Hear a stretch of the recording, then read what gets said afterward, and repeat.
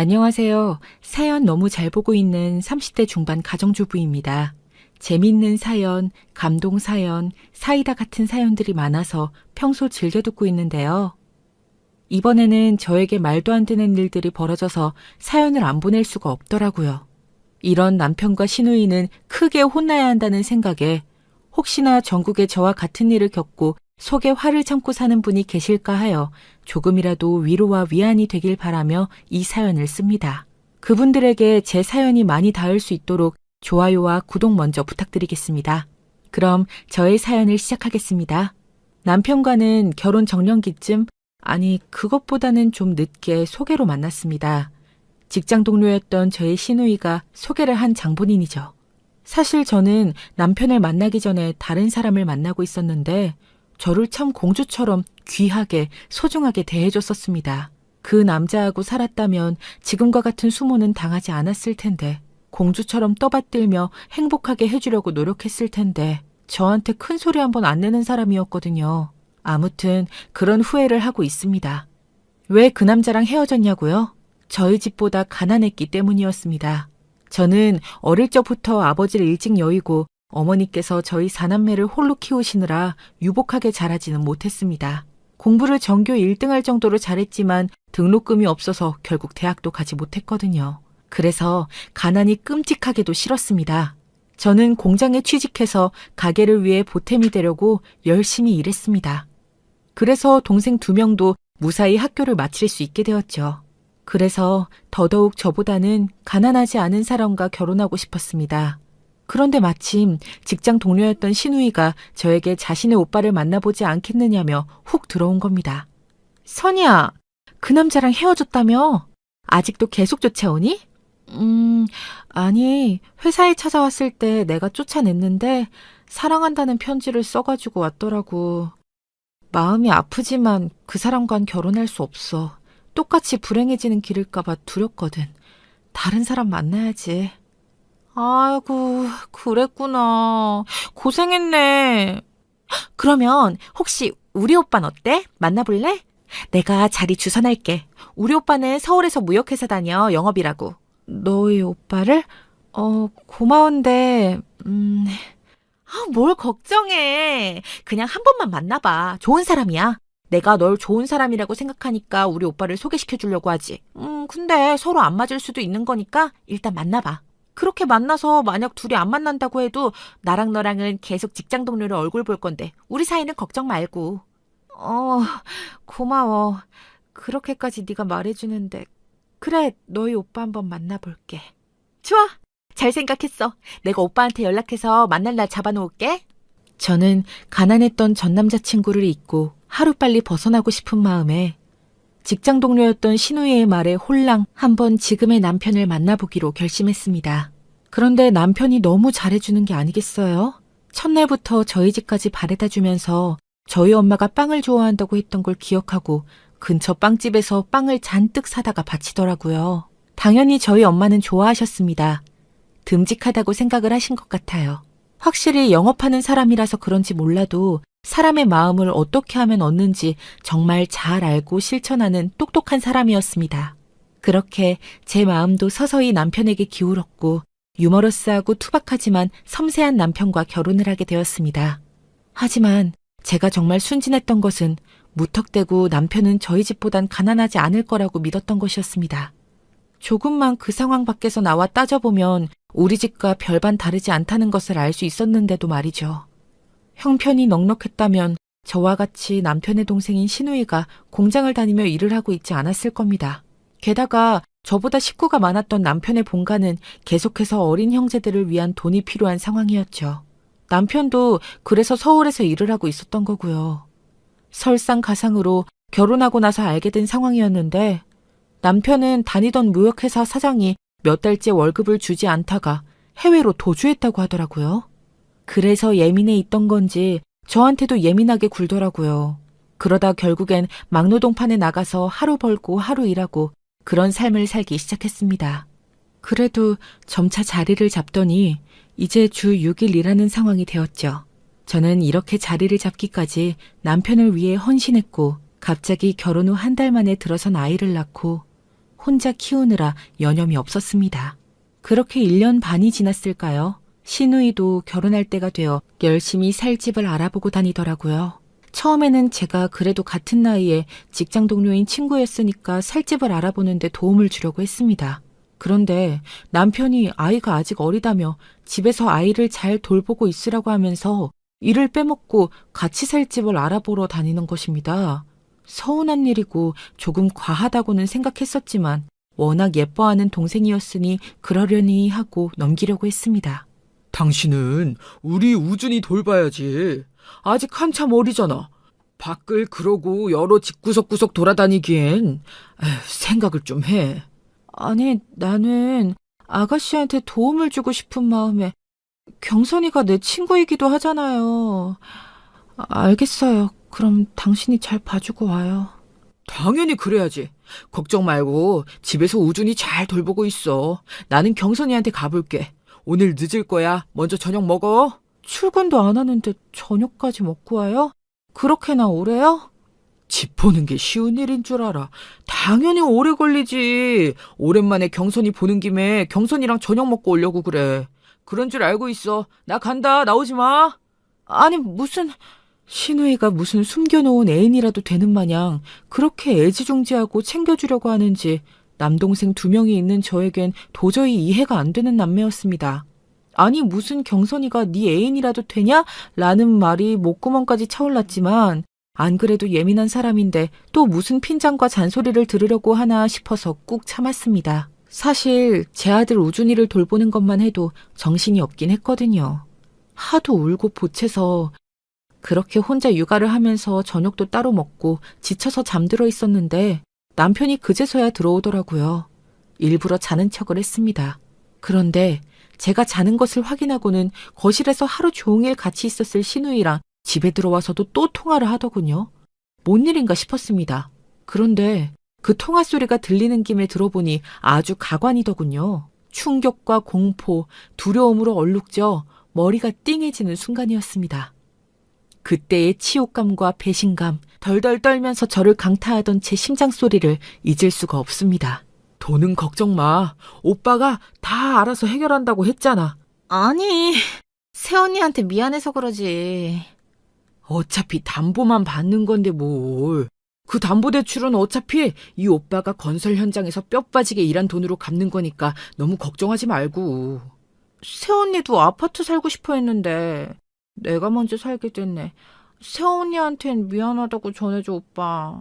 너희 새언니 몰라. 그러니까 걱정 안 해도 돼. 괜히 알면 무슨 소리를 할 줄 알고, 안 그래? 이런 건 모르게 하는 게 낫지. 너는 네 결혼만 신경 써. 혹시나 결혼할 놈이 말 안 듣거나 이상하면 언제든 이 오빠한테 이야기해야 한다. 알겠지? 아, 참, 당연하지. 나한텐 우리 오빠밖에 없는 거 잘 알면서 또 그러네. 당연히 바로 연락하지. 아직도 오빠가 내 번호 1번이야, 알아? 그리고 내 사랑은 정말 오빠뿐이라고. 당연하지. 나도 사랑해. 내가 사랑하는 건 너뿐이야. 내 폰번호 1번도 너야.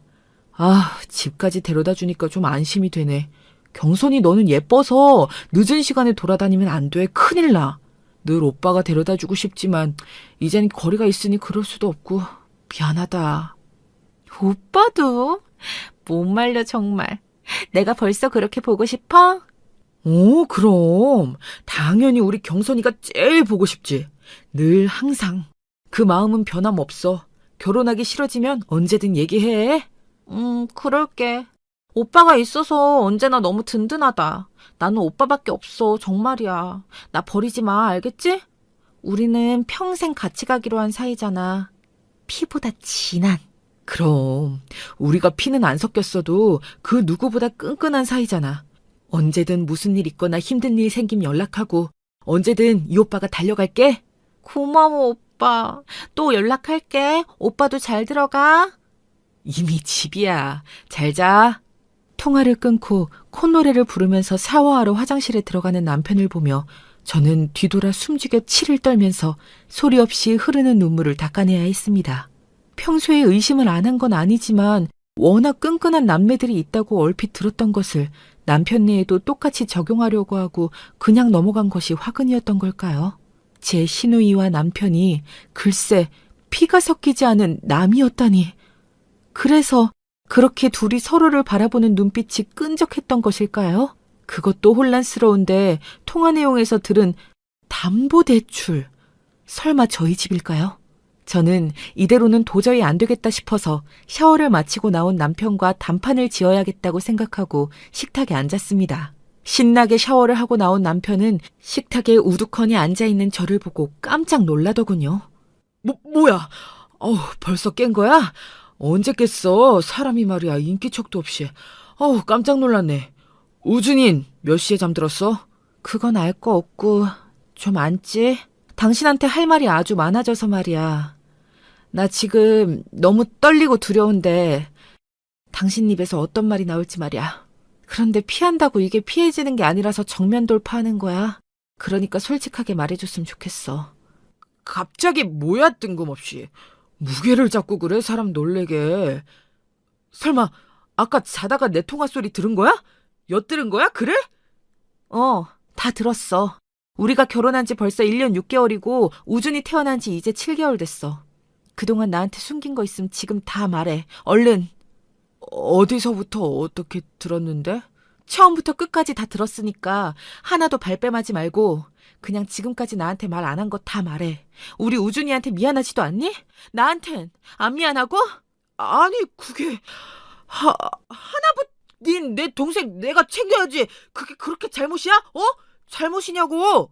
그래, 여동생은 경선이 하나지. 나도 알아. 그런데 당신이랑 경선이 친남매가 아니더라? 이건 도대체 뭔데? 그건 또 어떻게 알았어? 통화 들었다고 했지. 하필이면. 그게 지금 중요해? 그래, 하나뿐인 내 동생 내가 챙긴다는데 당신이 무슨 참견이야, 참견은. 우리 집을 담보로 했다며. 이 집이 어떤 집인데? 당신 벌써 잊었니? 결혼하려니까 돈이 없어서 내가 모아온 돈으로 겨우겨우 마련한 집이 이 집이었어. 아파트 살고 싶었는데 내가 모아둔 돈만으론 택도 없어서 이 2층 주택에서 사는 거잖아. 그래 놓고 뭐?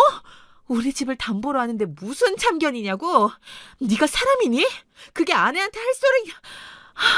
정말 어이가 없다. 거참, 되게 빡빡하게 구네.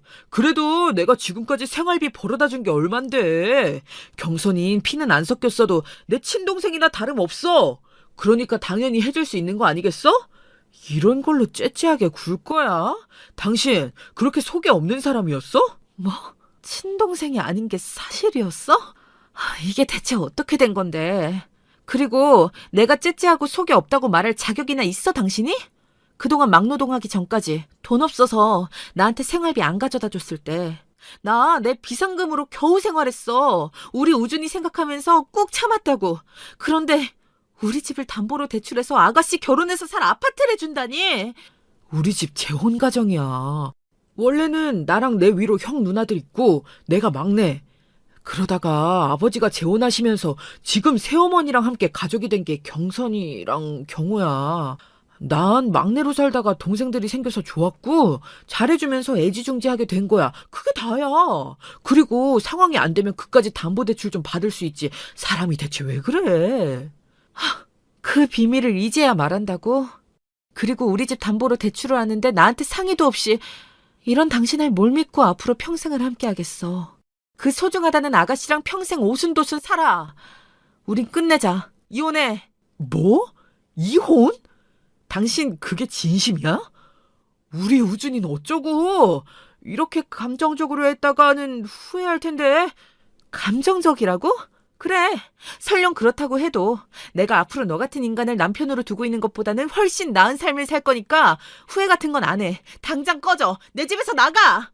벙쪄 있는 남편을 내쫓고 저는 제 아들 우준이를 안고 한참 동안 엉엉 울었습니다. 지금까지 쌓아왔던 모든 노력과 시간들이 한순간에 잿더미로 변하는 순간이었으니까요. 하지만 그렇다고 이 썩은 잿더미를 안고 갈 수는 없는 노릇이지요. 저는 앞으로 어떻게 살아가야 할지 너무나 막막했습니다. 하지만 확실하게 알겠는 건 이런 거짓말로 얼룩진 남편과 큰 일에 저와 한마디 상의도 없는 남편과는 평생 사는 것이 평생 불행한 일이라는 거였습니다. 그래서 이혼을 선언할 수 있었죠. 지금 생각해도 참 잘한 일이라고 생각했습니다. 남편과 시누이의 관계가 어쩐지 친남매에서는 나올 수 없는 애틋한 뭔가가 있다고 생각했는데 그게 친남매가 아니라 이미 다 자란 상태에서 만나서 남매가 된 사이라니요. 둘이 정말 서로를 위해주는 게 순수한 남매로서가 아닌 연인을 걱정하는 정도라는 것을 애써 외면했던 지난날의 제가 너무 바보 같고 한심하게 느껴졌습니다. 저는 앞으로 어떻게 살아가야 하는 걸까요? 아들 우준이도 너무 어리고 저는 아들을 키우기 위해 일을 나갈 수도 없는 상황이었습니다. 게다가 남편이 지금 저 상태로 양육비가 제대로 줄 수 있을지 다분히 의심되는 상황이었죠. 어쩌면 번 돈을 그동안 시누이에게 용돈처럼 주고 있었을지도 모른다는 생각이 들더라고요. 주 6일을 일하는데 생각보다 저에게 가져다주는 돈이 많이 적었거든요. 찜찜했던 것들의 퍼즐들이 맞춰지는 순간 저는 무심하게 그냥 넘어갔던 좋은 게 좋은 거라며 외면했었던 제가 너무 미워지고 초라해지더라고요. 이러면 안 되는 걸 알면서도 말이죠. 이대로는 제가 죽을 것 같아서 안 되겠더라고요. 그래서 저 같은 피해자를 막기 위해서 그리고 지금까지 저를 가지고 논 두 사람, 남편과 시누이에게 복수하기 위해서 시댁에 찾아가기로 결심했습니다. 시댁에 가니 시어머니와 시아버지가 시누이와 함께 계시더라고요. 이때를 놓칠 수 없어 다짜고짜 들어가서 시아버지와 시어머니께 드릴 말씀이 있다고 했습니다. 시누이가 쫓아오려고 하자 제가 낯짝도 두껍지 어디 한번 들어오려면 들어와봐. 어제 남편이랑 통화하는 거 다 듣고 왔으니까 하고 방문을 닫았습니다. 시누이는 그 자리에 박힌 모처럼 오도 가도 못하고 벙쪄서 서 있더라고요. 그러다가 남편에게 전화를 거는 것 같더라고요. 정말 눈물 나는 눈물겨운 남매입니다. 더러운 남매죠. 남매의 탈을 쓴 이 세상에 있어서는 안 되는 관계니까요. 저는 정신을 다시 가다듬고 시어머니와 시아버지에게 어제 있었던 일을 다 폭로했습니다. 저 남편이랑 이혼할 겁니다. 저희 우준이를 키워야 되는데 우준이 때문에 일을 할 수가 없어서요. 우준이 좀 당분간 맡아주세요. 이혼을 하게 된 이유는 시누이와 남편에게 들으면 아시겠지만 간략히 말씀드리자면 제 남편이 저희 집 담보로 시누이 신혼집을 아파트를 해주려고 했습니다. 저한테 한마디 상의도 없이요. 아니, 그게 무슨 소리니? 갑자기 이혼이라니. 우리 경선이 신혼집을 해주는 게 뭐 그렇게 잘못됐다는 거야? 어머님께서도 그러시면 안 되는 거죠. 어머님께서 결혼 전에 미리 재혼했다는 걸 알았다면 경선이가 지금 시누이 되기 전에 사실 본인이 소개해주려는 본인의 오빠랑 사실은 친남매가 아니라는 것을 말해줬더라면 저는 아마 이 결혼 안 했을 겁니다. 그게 무슨 소리냐, 세아가. 뭔가 오해가 있는 것 같은데 내가 이 사람이랑 재혼하면서 경선이와 경호가 내 딸아들이 된 건 법적으로 아무 문제도 없고 우리 애들이랑도 잘 지내왔단다. 어떤 문제라도 있는 거니? 네, 아버님. 말씀 잘해주셨습니다. 아주 큰 문제가 있죠. 그 둘은 남매 사이를 가장한 연인 사이니까요. 뭐? 아니 무슨 뚫린 입이라고 그런 막말을 함부로 짓거려도 되는 줄 알아? 어떻게 시어머니 시아버지 앞에서 못하는 소리가 없니? 걔네는 성인이 돼서 남매가 되긴 했어도 둘도 없는 남매 사이로 잘 지내왔어. 근데 무슨 말도 안 되는 소리를 하는 거니? 둘이 사귀기라도 했다는 거니 뭐니? 끔찍한 소리 말아라. 네, 어머님. 저도 끔찍합니다. 이게 저의 현실이라니요. 그렇게 안 믿고 싶고 안 믿기시겠지만 모두 사실입니다. 저희 남편과 시누이는 정상적인 남매 관계가 아니라고요. 둘이 보고 싶다고 하고 심지어 사랑한다고 하는 것도 들었다고요. 정말 치가 떨리고 살이 떨려서 한순간도 그 끔찍한 인간을 남편이라고 부를 수 없어요. 시누이는 무슨, 이건 완전 사기꾼이잖아요. 제가 그렇게 만만했나요? 말 좀 해보세요. 나와 이경선 다 알아버렸구나. 미안하다는 말은 못하겠다. 넌 우리 오빠의 아이까지 가졌잖아. 난 그럴 수 없어서 오빠랑 이렇게만 지내고 있는데 너를 소개해주는 게 아니었어. 지금 그게 나한테 할 소리야? 애초에 나한테 왜 너희 오빠를 소개한 거야? 나한테 앙심 품고 일부러 그런 거야? 맞아? 내가 너한테 뭘 그렇게 잘못했는데? 뭘 잘못했어? 대체 그저 네가 순진해 보였을 뿐. 착해 빠졌고 딱 그뿐이었어. 우리 오빠 옆에 꼭두각시로 세우기 딱 좋잖아? 그런데 바보같이 네가 잘 걸려들더라. 뭐? 정말 끝까지 바닥을 보여주는구나. 내가 우리 우준이 봐서 여기서 참는다. 그러니까 어머님, 아버님, 앞으로 애는 두 분께서 봐주셔야겠어요. 저는 생활비 다 털어서 지 동생이랑 붙어먹는 못난 남편을 둔 죄로 다시 일을 해야 하니까요. 어머님도 아버님도 그러시는 거 아닙니다. 지금까지 모르셨다는 게 말이 됩니까? 가족 사기단으로 고소해도 모자른데 저희 우준이 앞이라서 참는 거예요. 이렇게 말도 안 되는 콩가루 집안에 저라도 어른 노릇해야죠. 아이고 뒷골이야. 경선이 너 저 말이 정말 사실인 거야? 이럴 거면 왜 하필 어떻게 니네 오빠를 사랑할 수가 있어? 네가 어떻게 그래? 미안하다, 세아가. 우준인 두고 가렴. 정말 미안하단다. 우리도 몰랐다. 정말이야. 어떤 말로도 위로가 안 되겠지만 내가 우선 대신 사과하마. 너도 놀랐을 텐데 얼른 가서 좀 쉬렴. 우리도 지금 들은 거 가지고 상황 파악 좀 해야겠다. 어지럽구나. 네, 아버님. 그나마 이 집구석에서 같은 사람으로서 말이 통하는 건 아버님 딱 한 사람뿐이네요. 그래도 저는 저의 길을 가야겠습니다. 이대로 저와 같은 또 다른 피해자를 만들면 안 되니까요. 선희, 너 여기까지 했으면 됐지. 또 무슨 수를 꾸미고라도 있다는 거야? 우리 엄마 아빠 놀래신 거 안 보여? 그런데 이 아수라장 난장판에 감히 우준이를 맡겨? 네가 사람이니? 사람은 경선이 네가 덜 된 것 같은데. 경선이 너야말로 사람 맞니? 여보가 어떻게 여기? 뻔뻔하게 신우이가 개소리를 시전하던 그때 참다 못한 신우이의 예비 남편분께서 들어오시더군요. 사실 제가 시댁에 오기 전에 미리 신우이 예비 남편분한테 연락을 해서 자초지종을 설명한 상태였습니다. 처음에는 도저히 못 믿겠다고 하더니 결국 제가 지금 시댁에 쳐들어갈 건데 스피커폰으로 해놓고 쳐들어갈 테니 시댁 식구들이 하는 말을 듣고 판단해보라고 제안했습니다. 당연히 승낙했고 시댁 앞에 차를 주차해놓고 저와의 스피커폰으로 계속 이 내용을 생중계로 듣고 있었던 것이었습니다. 그래서 더 이상은 못 참았겠는지 갑자기 들어와서 저 대신 저런 사이다 발언을 해줄 수 있었죠. 정말 통쾌한 순간이었습니다. 여러분이 저라면 어떤 기분이 들었을 것 같으신가요? 말로 이루 다 표현할 수가 없었습니다. 정말 하룻밤 사이에 쌓인 묵은 채증을 한 번에 뚫어주는 그런 느낌이랄까요?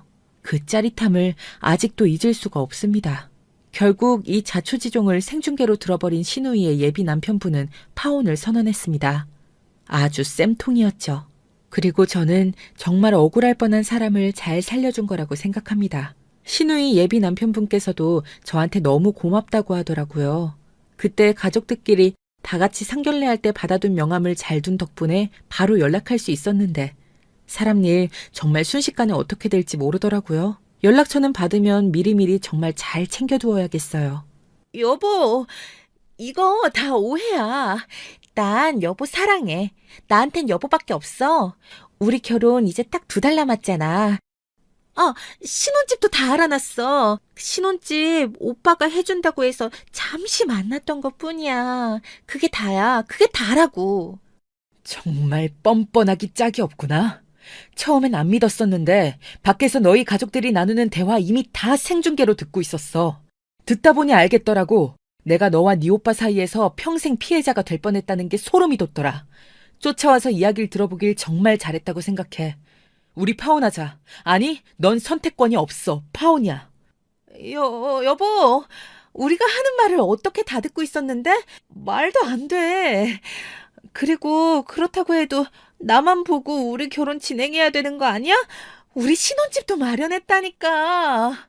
정신 차리려면 정말 멀었구나. 이런 너랑 내가 뭐 때문에 결혼하려고 했었는지 한심하다. 이제라도 알아서 정말 다행이지. 파혼으로 인한 손해금은 너한테 청구할게. 너한테 파혼 사유가 있는 거니까. 손해금 말고 원래 넣었던 돈은 어차피 내 돈이라 딱 내가 손해본 만큼만 청구할게. 난 그 정도 양심은 있는 사람이니까. 그런데 경선이 너는 양심이 참 없네. 안 돼. 가지 마. 내가 잘못했다니까? 왜 자꾸 우리 끝이라고 파혼한다고 그래? 난 같이 결혼할 거야. 할 거라고. 내가 어떻게 오빠를 구워 삶아서 그 집을 구한 건데. 그게 무슨 소리야? 나한테 진심이 아니었어? 고작 그 신혼집 때문에 나한테 일부러 더 그런 거였어? 제가 시댁에 쳐들어오고 난 후 겁이 났는지 저희 남편한테도 신우이가 연락했나 봅니다. 한 발 늦게 도착한 남편은 그동안 무슨 일이 일어났는지도 모르고 그저 신우이가 자기를 일부러 꼬여냈다는 그 사실에만 꽂혀서 이성을 잃었더군요. 이런 정말 멍청한 놈이 또 있을 수가 있을까요? 그게 제 남편이라니 수치스러워서 딱 죽겠습니다. 남편이 제 신우이를 별로 예쁘지도 않은데 대체 뭐에 빠진 건지. 아, 이제 와서 생각해보니 그 여우 같은 성격 때문일 수도 있겠네요. 어쨌든 저는 그 둘의 서사에 별로 관심도 없고 알고 싶지도 않았는데 남편의 처절한 말들 때문에 확실히 알게 되었습니다. 남편은 신우이에게 이용당하고 있던 사람이더라고요. 물론 옳지 않은 일이기에 남편에 대한 측은지심이나 동정심은 전혀 없습니다. 그렇게 자신이 좋아하는 신우이가 소개해준 저에게 최대한 억지로 잘해주려고 한 게 화가 날 뿐. 그리고 저는 그 억지로 잘해주는 행동을 모두 진심으로 믿어버렸다는 게 그게 너무 억울하고 화가 나더라고요. 오빠는 왜 이제야 나타나서? 오빠는 세원이나 좀 치워봐. 그게 지금 중요한 게 아니잖아. 아니, 지금 딱 말해. 나야 이 자식이야. 정말 다들 왜 이래? 내가 뭘 잘못했는데? 오빠가 해주고 싶어서 해준 거 아니었어? 신혼집 해주고 싶었다며. 그래서 받은 게 그게 왜? 내가 나빠? 난 너한테 진심이었어. 경선이 너를 처음 봤을 때부터. 진짜 꼴값들 그만 떠시고 눈꼴 시렵고 더러워서 못 봐주겠네. 그놈의 순정파놀이 하시려면 둘이 나가서 하시고 놀란 어머님 아버님은 보이지도 않나 보네. 아주 그냥 둘만의 세상이길 바라나 보지? 그런데 어쩌나 경선이는 나름 자기 예비 남편한테 약간은 진심이었나 봐. 이제 이 사람 마음이 어떻든 상관없습니다. 같이 나가시죠. 이 지긋지긋한 가족과는 1분 1초도 같이 있을 수 없으니까요. 그럴까요? 얼른 나가보죠. 더 이상 있는 건 정상인인 저희한테 손해겠네요. 그렇게 저는 얼떨결에 신우이 예비 남편과 같이 시댁을 빠져나와 그의 차를 타고 집으로 이동했습니다. 신우이 예비 남편분은 상심이 크실만도 한데 오히려 저보다도 더 멀쩡하신 것 같더라고요. 그 모습이 신기하기도 하고 한편으론 짠하기도 해서 저도 힘들었지만 말을 걸었습니다. 어찌되었든 제가 알렸기 때문에 그 이상한 신우이와 남편의 가족이 되지 않게 된 것이니까요. 일말의 책임감 때문이었다고 해야겠습니다. 저 괜찮으세요? 아까부터 말씀이 없으시길래 괜히 저 때문에 곤란하셨을까봐. 물론 그 집안의 사위가 되는 건 제가 구해드렸지만요. 아, 네. 매우 괜찮습니다. 오히려 홀가분한걸요. 저도 사실은 자꾸 경선이가 오빠분이랑 연락을 하길래 수상하다고 생각은 하긴 했었습니다. 하지만 저는 경선이란 사람 자체를 엄청 좋아한다기보다는 경선이가 저를 쫓아다녀서 결혼까지 가게 된 케이스라 별로 위기의식도 없었고 오히려 무관심했던 것 같습니다. 아, 또 그런 사연이 있으셨군요. 몰랐습니다. 그러면 이제는 어떤 마음이 드시는지 궁금해요. 덕분에 알게 돼서 다행이죠.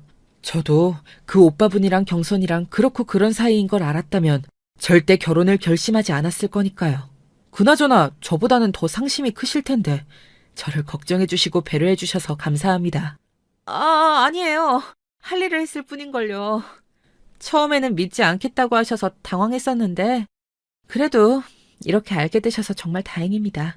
좋은 새로운 사람 만나셨으면 좋겠어요. 저야 뭐 세상엔 좋은 사람이 널렸다고 생각합니다. 다만 인연이 연인으로 발전하는 건 또 다른 문제겠지요. 가난한 거는 같이 열심히 돈 벌면서 노력하면 극복할 수 있지만 이렇게 시작부터 뒤틀린 건 싹을 잘라내는 게 맞는 것일 테니까요. 네, 정말 공감해요. 그래서 저도 이 사실을 알게 된 어제 바로 남편한테 이혼 선언했습니다. 그렇게 하길 정말 잘한 것 같아요. 네, 정말 잘하신 겁니다. 벌써 도착을 했네요. 아무쪼록 컨디션 잘 챙기시고 앞으로는 행복한 일이 가득하시길 바라겠습니다.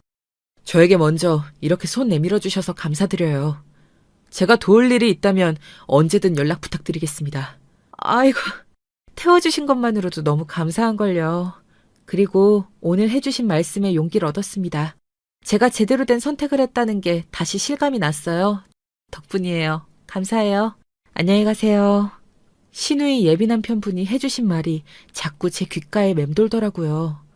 가난한 거는 같이 열심히 돈 벌면서 노력하면 극복할 수 있지만 이렇게 시작부터 뒤틀린 건 싹을 잘라내는 게 맞는 것이다라는 이 말은 결혼 전에 저와 결혼 후 지금의 저를 관통하는 한 문장인 것 같았습니다. 그리고는 다시 후회에 잠겼었죠. 제가 너무 눈앞의 상황만 보고 가난하다는 이유로 전 남자친구를 매몰차게 거절했던 것이 아닌가. 그 전 남자친구에게 너무 미안해졌고 용기 내지 못했던 제가 너무 미워졌습니다. 저를 공주처럼 떠받들어주고 뭐든 제가 최고라고 말해주던 말과 행동이 일치하는 그런 따뜻했던 전 남자친구가 너무 그리워졌습니다. 그리고 또 제가 이렇게 남편과는 신우이 때문에 시작부터 뒤틀린 관계였다는 걸 알아차린 순간 싹을 잘라내는 이혼이라는 결심을 한 것이 참 잘했다는 다행이라는 생각이 들었습니다. 저희 우준이는 아빠 없이 살아가겠지만 그래도 이런 집안에서 무엇을 배우겠습니까? 저는 제 선택이 정말 옳았다고 생각합니다. 그 후로 생계를 유지하기 위해 새롭게 들어간 직장에는 우연히도 전 남자친구가 이직한 곳으로 같은 부서로 일하게 되었습니다. 저는 너무 불편하고 얼굴을 보기가 민망해서 다른 곳으로 옮길까 고민했는데 저의 난색한 얼굴 표정을 보고 저에게 문자를 보냈더라고요. 점심시간에 잠시 따로 만나서 이야기하자고요. 제가 전 남자친구 때문에 불편해서 이 직장을 다니지 않으려고 할까봐 만나자고 한 게 눈에 훤했습니다. 전 남자친구는 그렇게 늘 저를 먼저 배려해주는 착하디 착한 사람이었거든요. 가시밭길 갔던 오전이 지나고 드디어 점심시간이 되었습니다. 아직 전 남자친구는 여전히 반듯하고 바르고 착하고 배려심 넘치는 사람이었습니다. 남자친구는 왜인지 모르게 아직 만나는 사람이 없는 듯 했습니다. 점심 전에 같이 일하게 된 부서 사람들이 전 남자친구에 대해 왜 아직 말짱한데 장가도 안 가고 여자친구도 안 사귀는지 모르겠다고 아깝고 아쉽고 뭐 그런 이야기들을 주고받더라고요. 약간의 궁금증과 또 거절했다는 미안함이 뒤섞여서 한참을 망설이다 결국 점심시간을 이용해서 전 남자친구를 만나러 갔습니다. 오래 기다렸어? 내가 늦었지. 미안. 생각 정리 좀 하느라고. 불편할 거 알아. 내가 오늘 사정이 생겨서 그만둔다고 할게. 그런 말 하지 마. 내가 너 그럴까봐 부른 거 다 알잖아. 난 아직 너에 대한 마음 그대로야. 밉지도 않고. 오히려 계속 보고 싶었어. 네가 그렇게 번갯불에 콩 구워 먹듯이 홀랑 결혼하고 아이까지 낳고 그러는 동안 나는 여전히 네가 그리워서 괴로워했어. 추억 속에 살았어. 그런데 꿈인지 생시인지 네가 내 앞에 나타난 거야. 난 이제 더 이상 널 놓치긴 싫어. 알아, 석호 씨 그대로인 거. 너무 내가 미안할 정도로 그대로인 거. 난 염치가 없어. 석호 씨한테 돌아갈 명분도 없고. 난 지금 나랑 내 아들 우준이 키우는 것만 해도 머리가 아파. 석호 씨한테 피해가 가지 않게 할게. 석호 씨가 상관없다고 하면 나 여기 계속 다닐 거야. 그치만 내 얼굴 보기 힘들다면 지금 이야기해줘. 다른 자리 알아보면 돼. 난 괜찮아. 그리고 미안해. 미안해 하지마 바보야. 난 아직 너밖에 없는데 왜 이렇게 내 맘을 너만 몰라주니. 나 그동안 많이 생각해봤어. 그리고 하나뿐인 어머니 병간호하느라 들어간 돈들 그러느라 늘 풍족하지 못했던 너와의 데이트가 후회가 되더라. 더 잘해줬더라면. 늘 그런 안타까움만 있었어. 하지만 지금 이렇게 너와 다시 마주한 게 정말 꿈만 같아. 아까 회사 사람들이랑 이야기하는 거 들었어. 이혼했다고. 나에게 한 번만 더 기회를 주면 안 될까? 난 그럴 자격이 없는 사람이야, 석호 씨. 날 왜 이렇게 나쁜 사람 만들려고 그래. 이러는 내 마음도 편하지 않아. 그리고 석호 씨랑 데이트 전혀 부족하지 않았어. 오히려 넘쳤고 내가 석호 씨랑 헤어진 건 정말 바보 같고 속물 같게도 가난이 싫었기 때문이야. 어머님 누워 계시고 석호 씨가 버는 족족 들어가는데 난 그렇게 살 자신이 없었어.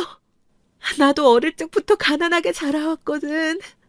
이제야 솔직하게 말하는 건데 이게 석호 씨한테 상처를 줄 수도 있는 걸 알면서도 이렇게 말을 해줘야 석호 씨도 나 같은 거한테 정 떼고 새 출발할 수 있을 것 같아서 말해주는 거야. 그런 거였으면 진작에 말하지 그랬어. 바보야. 우리 어머니 작년에 돌아가셨어. 엄청 힘들었는데 어머니가 그러시더라. 선이 너 왜 안 오냐고. 본인 때문에 나랑 너랑 결혼 못하면 안 되는데 걱정된다고. 보험 들어놓은 것도 있고 그래서 본인이 죽고 나면 아무 문제 없을 거라고. 그 어린 게 걱정이 많을 것 같다고. 그러다가 돌아가셨어. 어머니는 널 좋게 보셨다는 걸 알려주고 싶어. 그리고 내가 너였어도 똑같이 그런 고민이 들 수 있었을 것 같아. 그 상황에 너한테 확신을 줬어야 되는데 지레 겁먹고 도망치게 해서 미안해. 이제라도 다시 와줄 수 있겠니? 어머니 너무 죄송해서 어떡해. 난 그런 것도 모르고 어머님 마음도 모르고 그런 걱정이나 하고 석호 씨한테 그런 상처를 주고 내가 너무 밉다. 시간을 되돌리고 싶어 정말. 나는 정말 다 괜찮아. 난 네가 다시 돌아와 준다면 다시 행복해질 수 있을 거야. 아니, 이미 행복해. 널 이렇게 다시 마주하고 있잖아. 나를 외면하지 않고 다시 이렇게 와주어서 난 너무 고마워.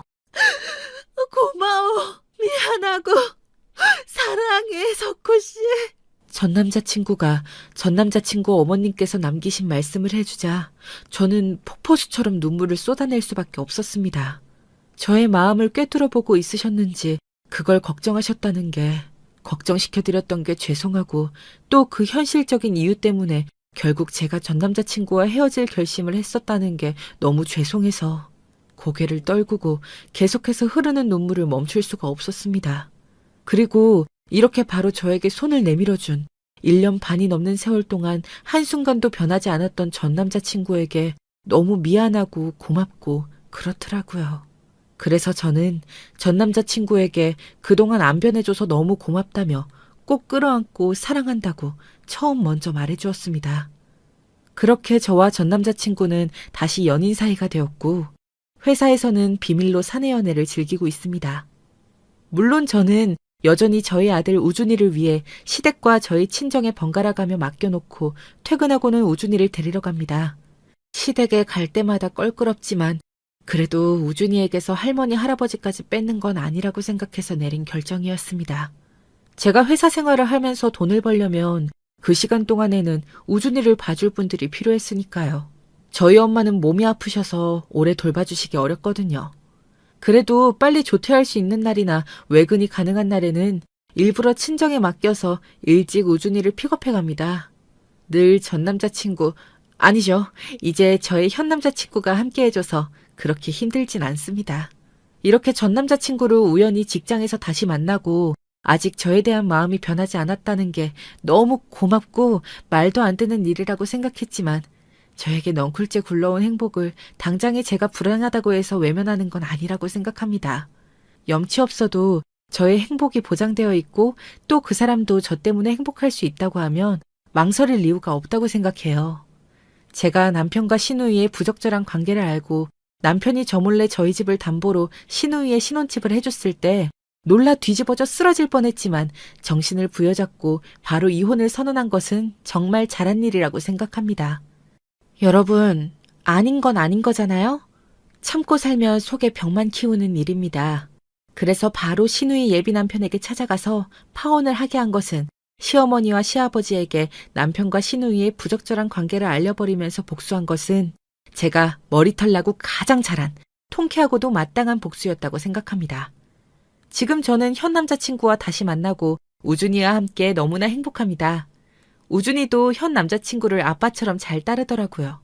정말 다행이죠.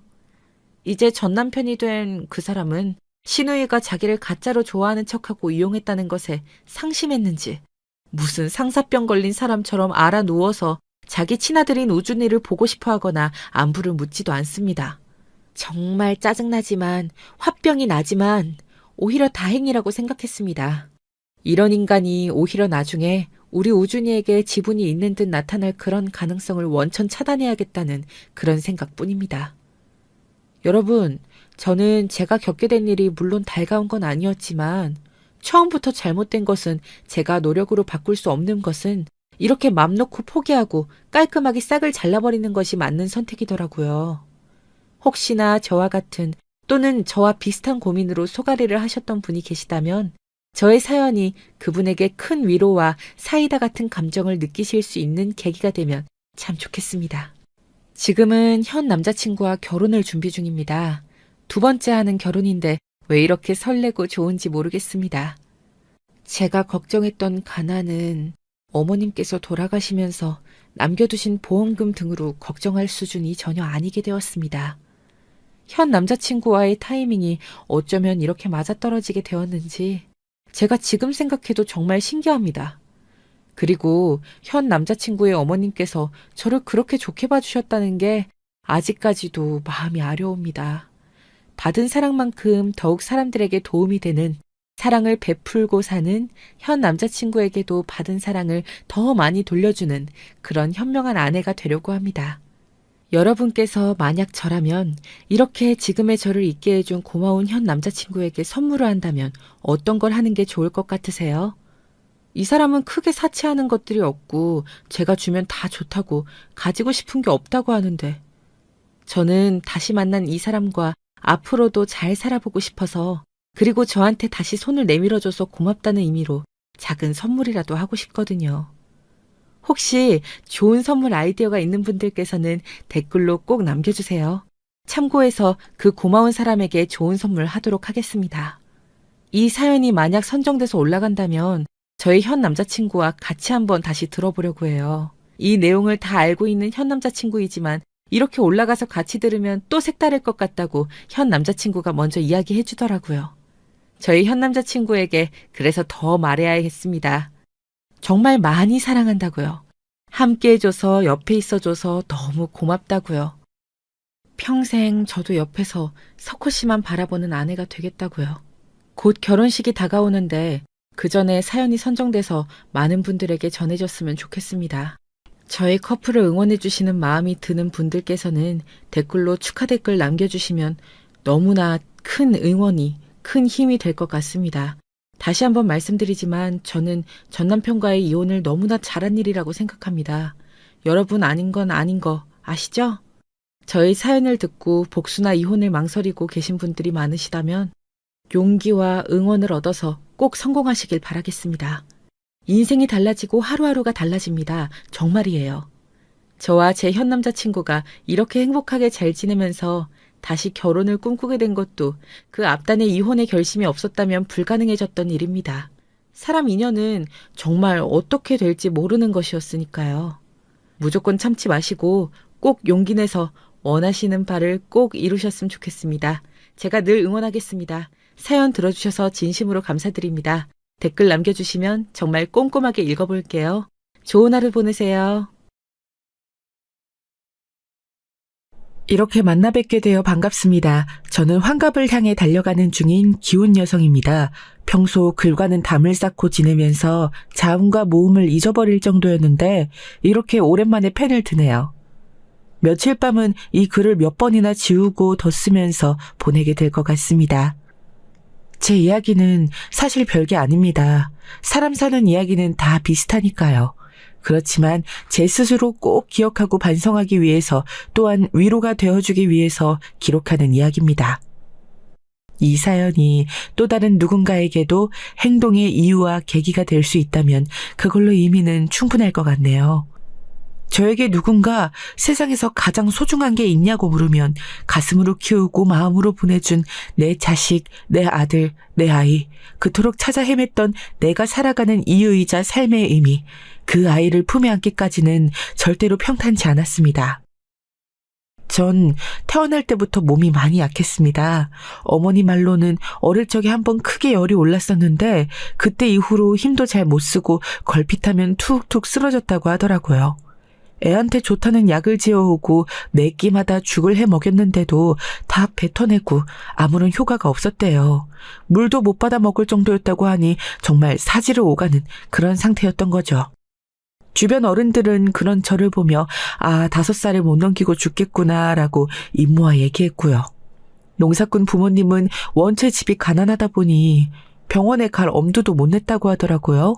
그러다 보니 죽게 되면 그건 어쩔 수 없는 팔자라고 생각할 셈이었다네요. 그렇게 일주일이 지나고 열흘이 지났을 즈음 갑자기 조그마한 애가 어떻게든 살려는 것처럼 악착같이 밥을 받아먹고 어떻게든 몸을 일으키려고 아등바등했다는 거예요.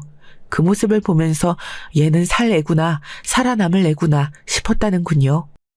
부모님의 예상대로 저는 또래보다 작고 뒤처지지만 그래도 힘겹게 살아남았습니다.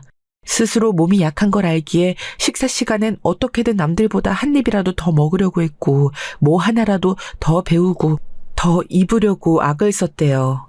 하지만 가난한 형편은 제 욕심을 따라주질 못했고 어릴 적에 저는 내내 깡마르고 까만 여자애로 남아있게 됐어요. 배움에 대한 열망도 컸지만 학교도 다닐 수 없는 형편이었죠. 3월부터 11월까지 농사일은 끊임이 없었기 때문에 제 고사리 손이라도 도와야 할 판이었거든요. 매일 새벽 5시부터 저녁 7시까지 고추밭에 물 주는 일과 옥수수 따는 일, 가지밭 일 등등 해도 해도 끝이 없던 농사일이 아직도 생각이 납니다. 아침과 점심엔 대충 물에 밥을 말아 짠지와 함께 후루룩 마시듯 먹고 저녁엔 종일 일하느라 고단한 엄마의 마지막 일과인 소박한 밥상 앞에 모여 식사를 하던 기억들. 요즘도 참 먹고 살기 힘든 시대라고 하지만 그때 돌이켜 생각하면 어떻게 버텼나 싶어요. 삶의 낙이라고는 없던 때였는데 뭐가 우릴 그렇게 살아가게 만들었을까요? 우리 부모님이 생각한 삶의 이유는 무엇이었을까요? 제가 막 어른이 됐을 무렵 부모님의 마음이 가장 궁금했어요. 살아계시다면 여쭤보고 싶은데 그럴 수 없으니 아쉬운 마음이었죠.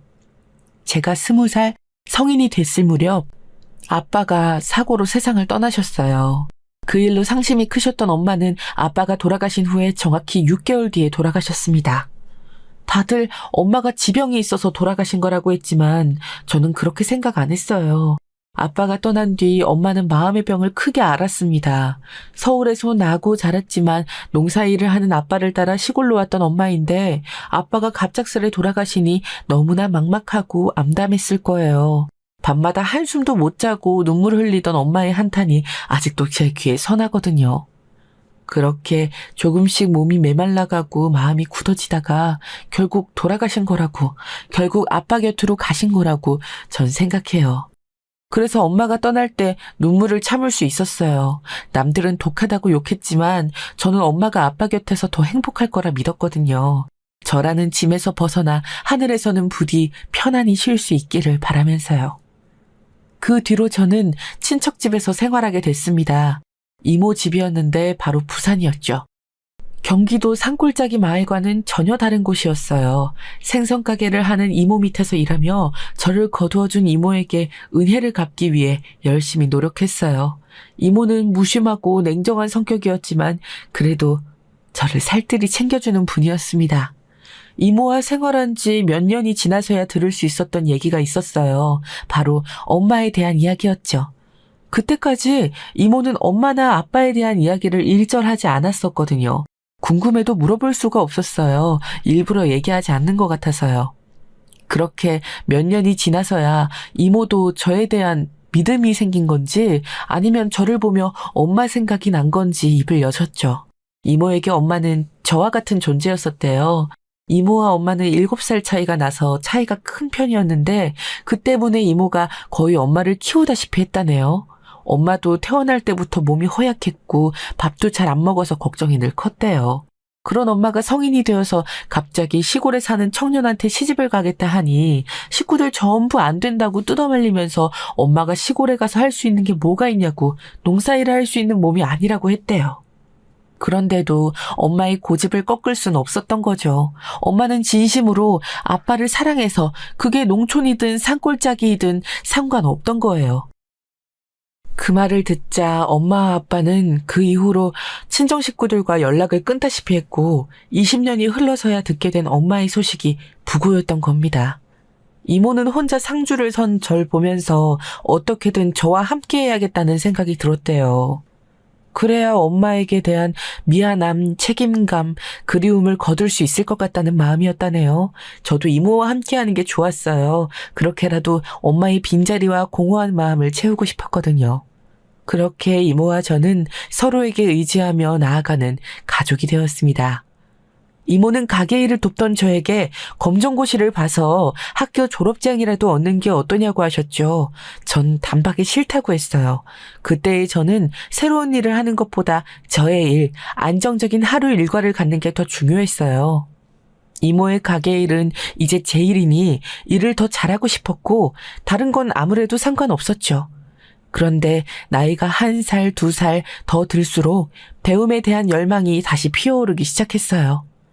일이 안정돼서 그런 걸까요? 그동안 못 해봤던 일을 지금이라도 하고 싶다는 생각이 조금씩 들기 시작했습니다. 그래서 졸업장을 따는 것 대신 책을 읽고 영어를 공부하고 문학을 공부했어요. 살면서 꼭 필요한 것들은 아니지만 삶에 조금 더 의미를 줄 수 있는 것들을 찾아서 배우기로 한 거죠. 책을 읽다 보니 10평 남짓한 가게보다 더 큰 세상이 있다는 걸 알았고 외국어를 공부하니 더 다양한 우리말을 덩달아 알 수 있게 됐고 문학을 공부하니 세상이 참 재미있는 게 많다는 깨달음이 있었어요. 삶의 의미를 아직은 찾을 수 없지만 이렇게 나아가다 보면 찾을 수 있을지도 모른다는 생각이 들었습니다. 그렇게 가게에서도 짬을 내서 틈틈이 공부를 하는데 어떤 손님이 저에게 책 한 권을 내밀었습니다. 몽실 언니라는 책이었죠. 자기가 가장 좋아하는 책이고 재밌게 읽은 책인데 저에게 한번 읽어보라고 하더군요. 왜 저에게 이 책을 주느냐고 물으니 우리 가게에 들릴 때마다 제가 책을 읽고 있어서 재밌다고 생각했대요. 바쁜 삶 속에서도 책을 놓지 않고 있는 게 굉장히 낭만적으로 보였다면서요. 처음에 저는 저를 놀리는 말 같아서 기분이 상했습니다. 생선 파는 사람은 책을 읽으면 안 되는 건가? 그래서 책 읽는 걸 놀리는 건가? 나는 더 큰 세상을 알기 위해 공부하는 건데 뭐가 그리 낭만적이라는 거지? 라고 생각했죠. 나중에 들어보니 정말 별 생각 없이 준 거였지만요. 그날 기분은 상했지만 책은 챙겨갔어요. 책은 잘못한 게 없으니까요. 길지 않은 조그만 책이었는데 자기 전에 무심코 펼쳐 읽어보다가 밤새 읽었던 기억이 나요. 시간이 너무 지나버려서 잘 기억이 나진 않지만 주인공의 삶이 너무나 기구해서 그럼에도 살아가는 그 의지가 대단하면서도 애석하게 느껴져서 보는 내내 울었습니다. 그렇게 눈이 퉁퉁 불어서 가게를 나가니 어제와 같은 시간에 그 손님이 찾아왔더라고요.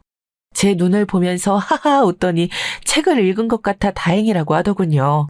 고맙다고 말하면서 고등어 한 손을 선물로 건넸어요. 눈물 때문에 책이 더러워져서 돌려주지는 못할 것 같다고요. 그러자 괜찮다면서 너털 웃음을 보이던 그 사람. 그 만남이 시작이 되어 우리는 부부의 연까지 맺게 되었죠.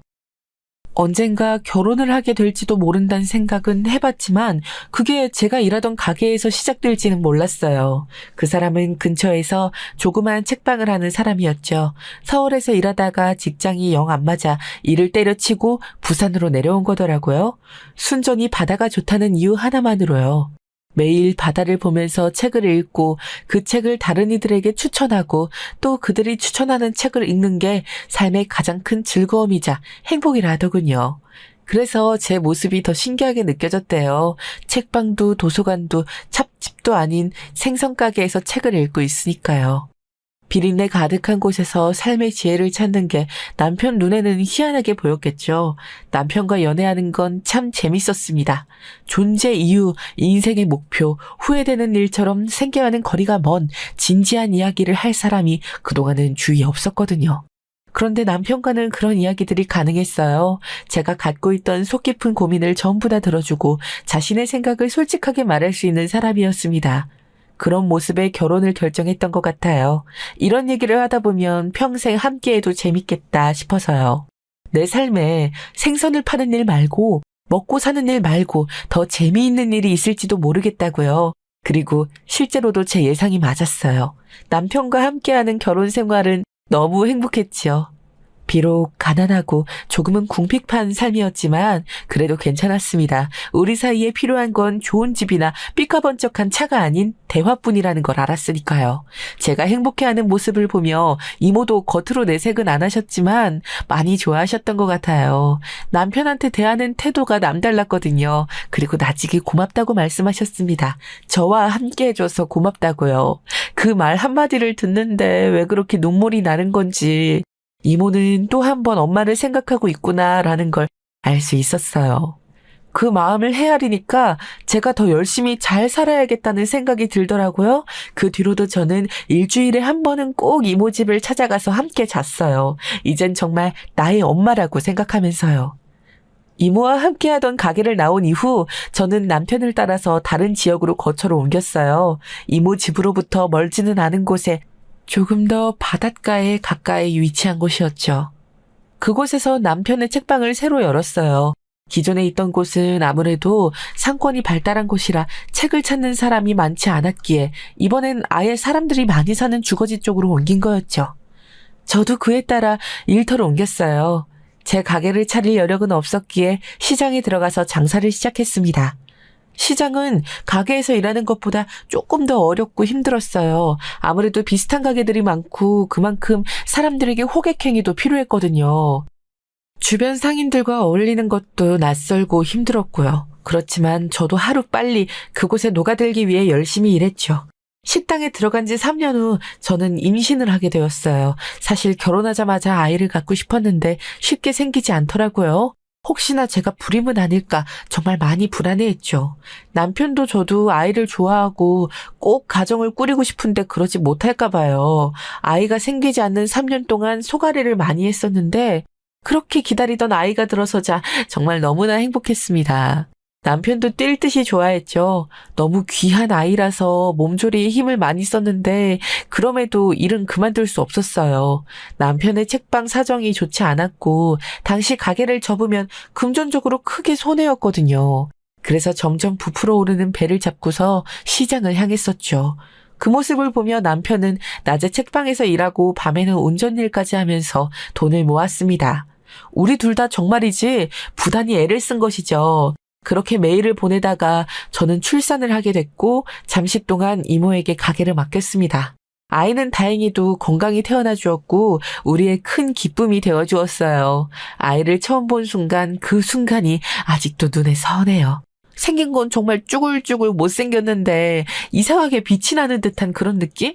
생애 마지막 눈을 감을 때까지 이 모습은 정말 못 잊을 것 같다는 느낌이 들었습니다. 아이가 태어난 지 2주가 흘렀을 즈음부터 저는 애를 얻고 시장으로 다시 출근했어요.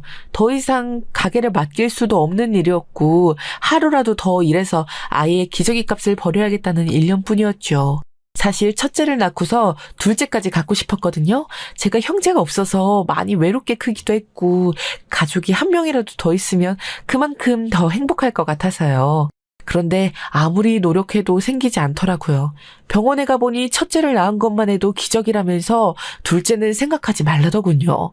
둘째는 아쉽지만 그래도 첫째 자체가 기적이라 하니 그거에 만족하며 살기로 했죠. 하나 낳아서 잘 기르자는 말을 잘 실현해보자는 마음으로요.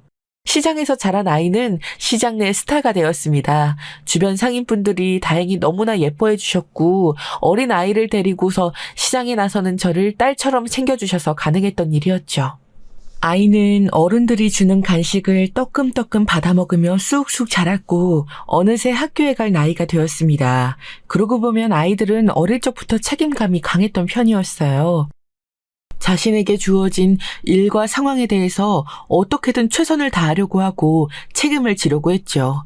그거에 대한 미안함도 있긴 했어요. 어찌 보면 저 때문에 시장에서 크다 보니 현실의 치열함을 너무 일찍 마주했던 게 아닐까 싶어서요. 저는 열심히 일했지만 아마 아이의 눈으로는 처절하게 느껴지지 않았을까요? 쪽잠 한 번 자지 않고 고래고래 소리를 질러가며 생선을 파는 엄마의 모습이요. 그러다 보니 더 열심히 공부하고 제 말을 잘 들으려고 노력하고 뭐 하나 쉽게 사달라는 말을 한 적 없었던 것 같네요. 그 모습이 왜 이렇게 짠하고 안쓰러운지 때로는 그냥 보통의 학생들처럼 떼를 쓰고 투정을 부려도 좋을 텐데 말이에요. 그런 아들이 어렸을 때 습관처럼 저에게 해주던 말이 있어요. 엄마, 난 결혼해서 꼭 행복한 가정을 이룰 거야. 엄마 아빠처럼 서로 아껴주고 사랑해주는 부부가 돼서 금쪽 같은 애들 나 잘 기를 거야. 그럼 그 옆에 엄마 아빠가 손주를 보며 웃고 있겠지? 그때까지 조금만 기다려줘요. 우리 대가족이 돼서 행복하게 살자. 그때는 그냥 웃으면서 가정을 꾸리는 게 너 혼자 힘으로만 되겠니? 라고 말했지만요. 사실 정말 행복했어요. 아이가 생각하는 행복의 우선 가치가 저와 비슷한 것 같아서요. 저도 행복한 가정을 꾸리는 게 가장 먼저였거든요. 직업에서의 성공, 부의 축적 같은 게 삶의 목표가 아니라서 좋은 남편이 되고 근사한 아빠가 되는 게 목표라서 다행이란 생각이 들었습니다. 아이가 목표를 이룰 수 있도록 옆에서 물심양면으로 도와야겠다는 저의 또 다른 목표가 생긴 순간이었죠. 그런 아들이 어느새 30에 가까워진 나이가 됐을 즈음이었어요. 아들은 공무원 시험에 합격해서 시청에서 일하게 됐습니다. 처음으로 본 시험에 합격해서 공무원이 된 게 정말 자랑스러웠어요. 아들은 공무원 월급이 박봉이라면서 열심히 일해 빨리 진급하겠다고 큰 소리 쳤지만 저는 이미 합격한 것만으로도 충분히 행복했어요. 이제 우리 식구는 매일 아침 각자의 직장으로 출근하게 됐으니 모든 게 온전하고 충만하게 느껴졌습니다. 그렇게 얼마나 지났을 무렵 이모가 갑작스레 세상을 떠나게 되셨습니다. 가게에서 집으로 돌아가는 길에 갑작스런 심장마비로 돌아가셔서 임종도 못 본 제게는 너무나 황망한 이별이었어요. 결혼한 이후에도 한 달에 2-3번은 찾아뵙던 이모였는데 이젠 정말 딸로서 효도를 하고 싶었는데 항상 저를 기다려주지 않았던 시간은 이번에도 저를 앞서갔습니다. 당장 쓰러져 울음이 터질 것 같은 마음이었지만 애써 참으며 장례식장에서 손님들을 맞이했어요. 곧이어 아들이 도착했는데 모르는 여자분과 함께 왔더라고요. 우선 절을 하고 따로 인사를 나누었는데 알고 보니 아들이 만나던 여자더라고요. 얘기를 들었던 적이 없어서 다소 놀랐는데 자연스럽게 제게 인사를 건네와서 다행히 놀란 티를 내지 않고 인사할 수 있었습니다. 원래는 아들이 혼자 오려고 했는데 여자친구가 꼭 같이 와서 얼굴을 뵙고 싶다고 해서 어쩔 수 없이 함께 왔다는군요. 인사를 하러 온 건 고맙지만 밝게 인사를 건네는 모습을 보면서 다른 자리였으면 어떨까 싶긴 했습니다만 그래도 좋은 게 좋은 거라고 끝까지 웃는 얼굴로 배웅해 주었어요. 그 애를 먼저 보내고 나서 아들에게 물었습니다. 어떻게 만나게 된 친구고 결혼까지 생각하고 있는 거냐고요. 듣기로는 상사가 아는 동생이라면서 소개를 시켜주었는데 그때 알게 된 거라 하더군요. 사실 일이 바빠서 연애할 생각이 없었는데 상사가 자꾸 만나보라고 성화이기에 그냥 한번 보고 말 생각으로 자리에 나갔다고 하더라고요. 그런데 만나보니 마음에 들었던 거죠. 그 여자는 아들보다 2살이 어리고 소개해준 상사의 사촌이었어요. 아직 돈을 버는 일은 하지 않고 본인 쇼핑몰을 준비하고 있다고 들었습니다. 생긴 게 이쁘지 않았는데 쇼핑몰과 관련된 일을 하고 있다고 해서 수긍이 되더라고요. 그래도 본인 일을 준비하고 있으니 그걸로 됐다 싶었습니다. 아들 말로는 처음에 봤을 때는 좀 철없어 보이고 생각이 짧아 보여서 관심 없었는데 만나면 만날수록 밝고 에너지 넘치는 모습이 좋았다네요. 본인은 일 때문에 점점 찌들어가고 매사가 귀찮아지는데 그 애는 마치 세상이 자신을 중심으로 흘러가는 것처럼 생각하며 모든 일이 다 즐겁고 단순해 보여서 자신과 다른 그 점이 좋았대요.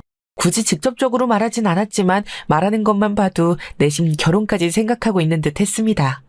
뚜렷한 계획은 없지만 할 수 있으면 하고 싶다는 의견 같았죠. 아직 반년 정도 만난 사이이기에 결혼은 좀 이르다 싶었지만 아들이 너무 좋아하는 것 같아서 하고 싶으면 하라고 말했습니다. 30이면 본인이 알아서 선택할 때도 책임질 때도 됐으니까요. 조금만 더 생각해보겠다 하기에 알겠다고 대답했죠. 아들이 이제 장가갈 때가 됐다는 걸 피부로 느끼니 조금 더 빨리 돈을 모아야겠다는 조바심이 들더군요. 그래도 결혼할 때 미천은 대주고 싶어서 모아둔 돈이 있긴 하지만 조금이라도 더 해주고 싶은 게 부모의 마음이니까요. 남편은 노후 자금 생각해서 적당히 도와주자고 했지만 저는 냉장고 하나라도 더, 세탁기 하나라도 더 해주고 싶었는걸요. 그렇게 몇 달이 지나고 아들이 여자친구와 함께 밥을 먹자고 제안했습니다. 날짜를 잡았는데 그날은 남편 시간이 안 돼서 셋이 만났죠. 함께 고깃집에 가서 고기를 먹으며 이런저런 이야기를 나누었습니다. 그 애는 어릴 적 부모님이 이혼하신 뒤로 스스로 옷을 리폼해서 팔고 옷가게에서도 일하면서 용돈벌이를 했다고 하더라고요.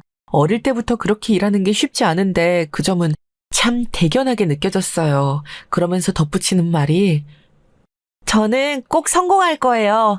유명해져서 돈 많이 버는 게 목표예요. 지금은 상황이 여의찮아서 좀 그렇지만 시기적으로 확신할 수는 없지만 언젠가는 제가 해낼 거란 믿음이 있어요. 그래서 결혼하고 싶은 거예요. 결혼해서 안정적인 생활을 얻고 그 후에 쇼핑몰을 열면 좋겠다고 생각해서요. 쇼핑몰 일은 불규칙적이고 불안정한 일이니까요. 오빠가 옆에서 열심히 내줘야겠다고도 했고요. 그치, 오빠? 그 애 말에 아들은 제 눈치를 보면서 당황해하더라고요. 뭐 황당하긴 했지만 그게 다였어요. 본인이 내조를 어떻게 하겠다는 건지는 모르겠지만 계획이 있으니 그런 말을 했겠죠. 다만 결혼은 그저 안정적인 생활을 위해 결정했다는 것 같아서 마음에 걸리긴 했지만 제가 해석한 뜻은 아닐 거라 생각하며 넘겼죠. 그 만남이 있은 지 한 달 후 아들은 결혼식 날짜를 잡고 싶다고 말했습니다. 아들이 결혼을 결심하니 일은 순식간에 진행되었어요. 사돈댁은 편부모 가정이니 어머님만 모시고 상견례를 했고요. 물론 그때도 좀 언짢은 일이 있긴 했어요. 사돈댁이 뭐만 하면 돈, 계속 돈 얘기를 하셔서 좀 난감했거든요. 상견례 음식점 가격이 너무 비싸다느니, 식장은 싼 곳이었으면 좋겠다느니, 예단은 돈이 없어 못 드릴 것 같다느니 등등 모든 게 다 돈 문제로 귀결되니까 점점 듣기 싫어지더라고요. 저희도 형편이 넉넉지 않았지만 그렇다고 그렇게 돈 타령을 하진 않거든요. 신뢰가 되는 말이기도 하고요. 그런데 그 집은 일반적인 생각과 조금 다른 것 같았습니다. 결국 예단과 예물은 전부 없는 걸로 하고서 깔끔하게 결혼식만 준비하기로 했어요. 아들이 모아둔 돈과 저희가 보태는 돈을 합쳐 전셋집을 얻고요. 며느리 될 아가는 모아둔 게 없어서 그냥 몸만 오기로 했죠. 그런 거 다 괜찮았어요. 없으면 없는 대로 있는 사람이 있는 상황에 맞춰서 준비하면 되는 거죠. 부부가 될 사이끼리 뭐가 그리 중요하겠어요. 그런데 문제는 한 번 그렇게 해주니까 점점 더 요구하는 게 많아지기 시작한 겁니다. 저희 집 상황 뻔히 알면서 혼주석에 앉을 신부 쪽 부모는 본인 한 명뿐인데 한복 한 벌 해주시면 안 되냐. 축의금은 오는 손님 수 상관없이 애들한테 다 주는 거 어떠냐. 반반씩 가질 수 있게. 결혼해서 2달간은 함께 살았으면 좋겠다. 본인은 혼자여서 딸과 떨어져 사는 게 갑작스럽고 쓸쓸하니 양해해 주시길 바란다 등등. 사전에 협의되지 않았던 부분들을 막무가내로 요구하는 겁니다. 그래서 저도 일일이 딱 잘라 말했죠.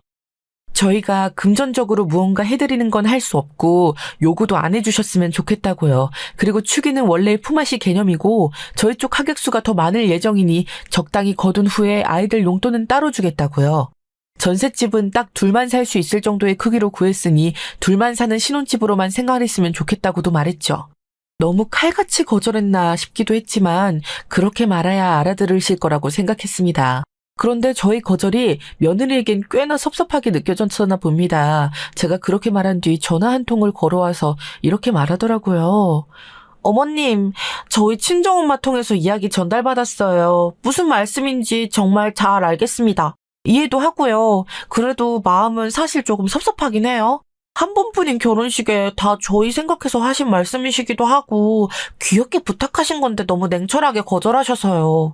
그렇게 안 보여도 저희 친정엄마가 사소한 말에도 잘 토라지시는 편이거든요. 다음부터는 조금만 더 양해 부탁드릴게요, 어머님. 아직도 저 말 생각하면 코웃음이 납니다. 본인 엄마가 잘 삐지니 저한테 말을 예쁘게 해달라는 거 아닙니까? 그게 아직 식도 올리기 전에 시엄마한테 할 얘긴가요? 저 같으면 밉보일까봐 그런 말은 절대 못했을 텐데요. 여러모로 대단한 아이란 생각이 들었습니다. 저도 양반 성격은 못 되는지라 평소 제 성격대로라면 들이받았을 텐데 식을 앞둔 터라 간신히 참았어요. 예정되어 있는 식은 웃는 얼굴로 잘 끝내야 하니까요. 그래서 사돈댁 기분을 상하게 했다면 죄송하고 다음부터는 조금 더 친절히 답하겠다고 말했습니다. 지금 생각하면 그때 혼냈어야 하는데 제가 지고 들어가는 모습을 보면서 아마 제가 본인의 발밑에 들어왔다고 생각한 것 같아요. 그때부터 저를 대하는 태도가 조금씩 바뀌기 시작했거든요. 결혼식을 올리고 난 후 반년 정도가 지났을 무렵이었습니다. 며느리는 식을 올린 이후 전화 한 통 없었고 아들만 몇 번 만날 수 있었어요. 신혼여행을 다녀온 후 집을 찾아왔을 때에도 아들 혼자였죠. 왜 며느리는 함께 안 왔냐고 물으니 갑자기 배가 아프다면서 안 가겠다고 했다 하더라고요. 본인도 좀 찜찜하고 화도 나는데 아프다고 하니 어쩔 수 없었다면서 죄송하다고 하더군요. 왠지 저도 속으론 꾀병이 아닐까 하는 생각이 들었지만 내색할 순 없었죠. 이런저런 이야기를 나누다가 남편이 아들에게 언제쯤 아이를 가질 생각이냐고 물었습니다. 항상 아이를 일찍 갖고 싶다고 말했던 터라 바로 가질 거라고 여겼거든요.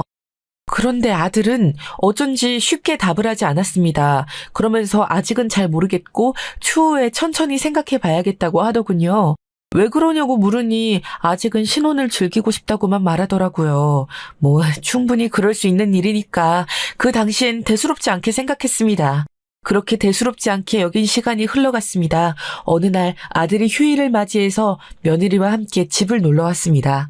오랜만에 보는 며느리가 반가워서 이것저것 반찬을 많이 해두었죠.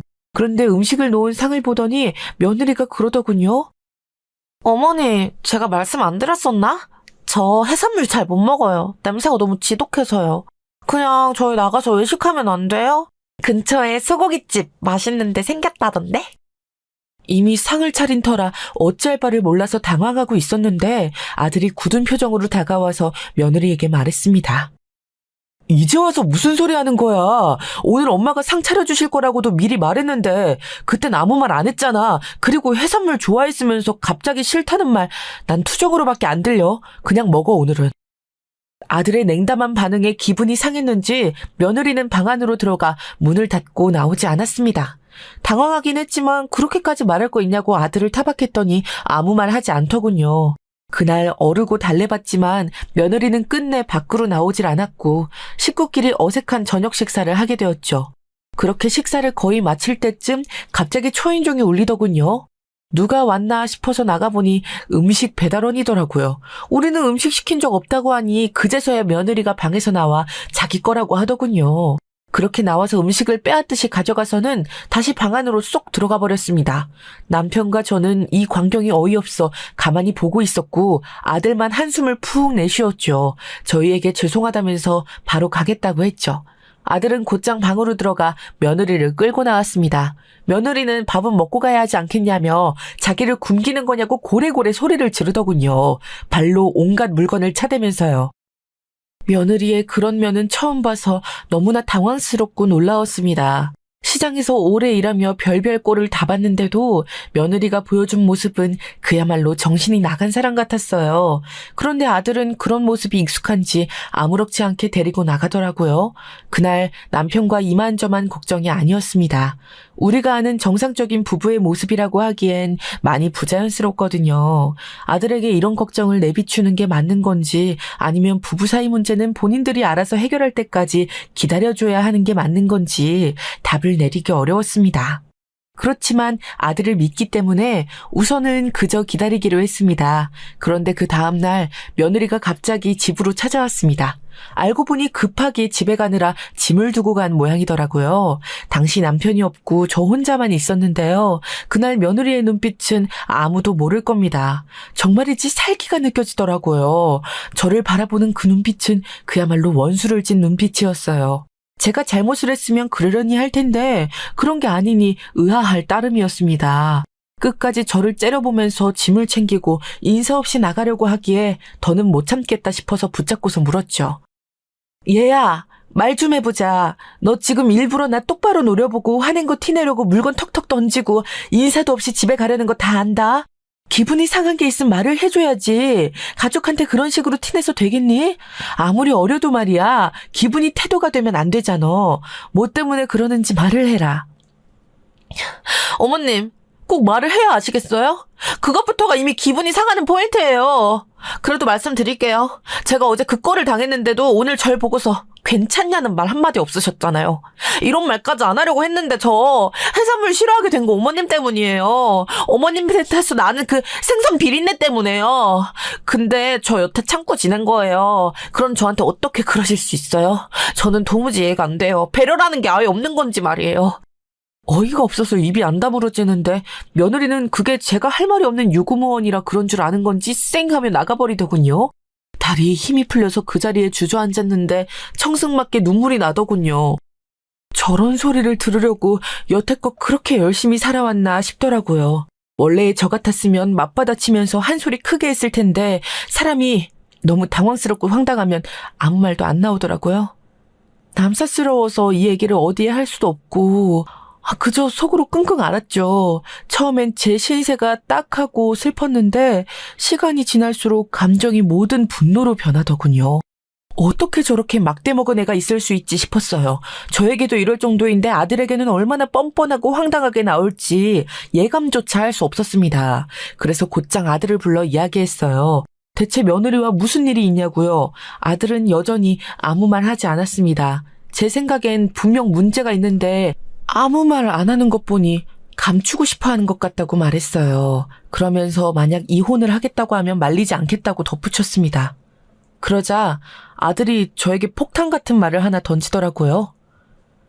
와이프, 임신했어요. 엊그제 들었어요. 저도 이제 막 2달 됐다고 하더라고요. 임신이라니.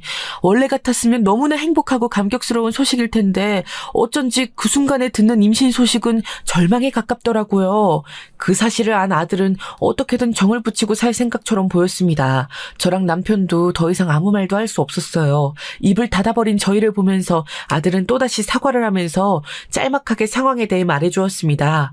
결혼을 준비하면서부터 며느리의 행동이 완전히 바뀌었다고 하더라고요. 전에는 그저 밝고 명랑한 사람이라고 생각했는데 갑자기 짜증과 화가 많아졌다고 하더군요. 결혼하면 나아지겠지 싶었는데 그러질 않아서 지금 대화도 많이 나눠보고 조금씩 맞춰가고 있다고 했습니다. 예상은 했지만 막상 다툼이 잦다고 하니 마음이 아프긴 하더라고요. 뭐라 해줄 수 있는 말이 없어서 그저 슬기롭게 헤쳐나가라 라고만 했습니다. 조용히 고개를 끄덕이는 아들을 보면서 눈물이 나왔지만 꾹 참았죠.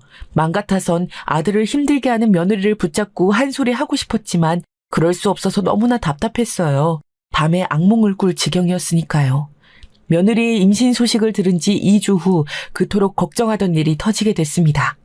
여느 날처럼 시장에서 생선을 팔고 있는데 며느리에게 연락이 왔습니다. 임신 소식 들었냐고. 임신하고 나니까 이것저것 먹고 싶은 게 많아져서 용돈이 필요하다는 문자였습니다. 용돈을 달라는 노골적인 문자에 헛웃음이 나왔어요. 그렇지만 언젠가 용돈을 한번 주려고 하기도 했으니 그냥 이때 한 번에 해결하자는 마음이 들었습니다. 저는 인터넷 뱅킹 같은 거 잘 모르고 일이 바쁘니 직접 와서 받아가라고 했죠. 집도 가까웠으니까요. 그러자 상황이 급한 건지 금방 알겠다고 답하더라고요. 며느리가 오기 전까지 그간 벌어둔 현금을 바리바리 준비해서 봉투 안에 넣어두었습니다. 혹시나 냄새가 날까 싶어서 방향제도 뿌려두고요. 그렇게 며느리를 기다리는데 4시간 정도 흘러 밤이 됐을 즈음 슬그머니 모습을 보이더라고요. 이미 많은 상인들이 문을 닫고 있던 때였어요. 기다리다 못한 저도 짐을 정리하고 있었죠. 왜 이리 늦었냐고 물으니 일부러 저녁 때 맞춰서 왔다고 하더군요. 사람들 많을 때 가면 제게 피해가 갈 것 같았다면서요. 속내는 그게 아닌 것 같았지만 더 이상 길게 며느리와 대화를 나누고 싶진 않았습니다. 돈이 걸려 있어서 그런지 갑자기 사근사근 말하는 모습이 불쾌하게 느껴졌거든요. 저는 준비해뒀던 봉투를 며느리에게 건네며 고생했다고 임신해서 고맙다고 말했습니다. 그러자 며느리가 찡그리며 코를 막더니 주머니에서 부스럭거리는 뭔가를 꺼내더군요. 비닐 장갑이었습니다. 보아하니 집에서 챙겨온 거였죠. 그렇게 주섬주섬 비닐 장갑을 끼면서 저를 보며 이렇게 말하더군요. 죄송해요, 어머니. 아무리 참으려고 해도 냄새가 너무 역해서 도저히 못 참을 것 같더라고요.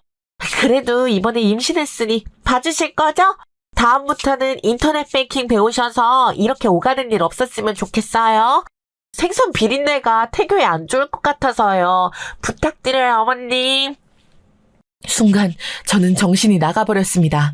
눈을 제대로 떠보니 제가 어느 순간 며느리의 뺨을 치고선 쓰러뜨려 발로 밟고 있더라고요. 주변 사람들이 말렸으니 망정이지 잘못했으면 크게 다칠 뻔했죠.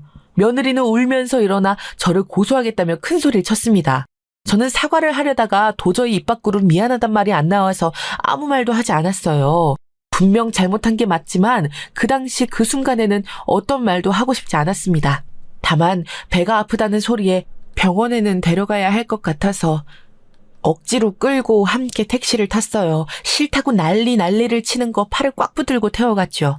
그렇게 병원에 도착해서 검사를 받았습니다. 그런데 정말이지 거짓말처럼 며느리가 유산을 했다는 소식을 들었습니다. 제가 배를 친 게 화근이 돼서 유산이 된 거였어요. 겉으로는 크게 다치지 않아서 별일이 없을 거라 생각했는데 하필 유산이라니. 너무나 후회스럽고 제 자신이 한심하게 느껴져서 아무것도 할 수 없었어요. 어찌됐든 폭력을 저지른 건 죄니까요. 며느리가 다쳤다는 제 연락을 받은 남편과 아들이 곧장 병원으로 왔습니다. 울고 있던 며느리를 지나쳐 곧장 의자에 앉은 저에게 다가왔습니다. 그러면서 제게 괜찮냐고 묻더군요. 이에 며느린 화가 났는지 아들을 붙잡고선 또다시 소리를 질러댔습니다. 지금 다친 사람은 나인데 저 아줌마한테 괜찮냐고 묻는 거야? 네 자식이 지금 저 사람 때문에 유산됐다는데 화도 안 나냐고. 네가 사람이야? 법적으로 다 같이 고소해서 콩밥 한번 먹여줄까? 고소해. 대신 나도 똑같이 고소할 거야. 네 뱃속에 있던 애, 내 애 아닌 거 다 알아. 그간 외도한 거 책임 물을 거고 여태까지 나 폭행했던 것도 폭행죄로 물을 거야. 증거는 항상 이렇게 갖고 있으니까 어려운 일 아니라는 거 너도 알겠지. 그 말을 하면서 아들이 소매를 걷어붙이는데 너무 놀라서 뒤로 쓰러질 뻔했습니다. 아들이 팔이 온통 멍으로 가득하더라고요. 그간 며느리가 아들의 몸을 비틀고 꼬집어서 멍들게 해왔더라고요. 얼마나 세게 괴롭혔으면 거의 모든 상처가 피멍 정도로 새빨갛게 변해 있었어요.